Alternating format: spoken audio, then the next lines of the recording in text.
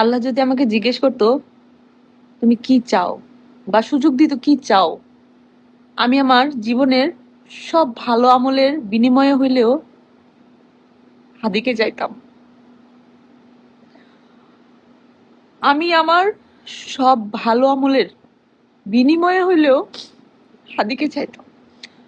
কারণ আমরা নিম্ন মধ্যবিত্ত, আমরা গরিব, আমাদেরকে আমাদের কাছে হাদির মতো একটা নেতার খুব প্রয়োজন ছিল। আমরা চাইলেই আমাদের সন্তানকে বিদেশ পাঠিয়ে দিতে পারবো না, আমাদের এই দেশে কামলা দিয়ে থাকতে হবে। আমাদের কথা বুঝার মতো কোনো নেতা নাই, নাথিং। হাদিকে এই জন্যই মেরে ফেলা হয়েছে, কারণ সে জনগণের নেতা হয়ে উঠছিল। আমি নাসিরউদ্দিন পাটোয়ারি জামাতকে নিয়ে বিগত কয়েকটা পোস্ট করি, সেখানে আমাকে সবাই বেশ্যা তকমা দিছে, দালাল বলছে, অনেক ধরনের কমেন্ট করছে।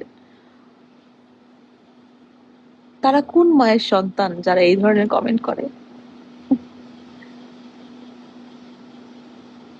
আলহামদুলিল্লাহ আমি দালাল। আমার খুব ভালো লাগছে এই ট্যাগটা।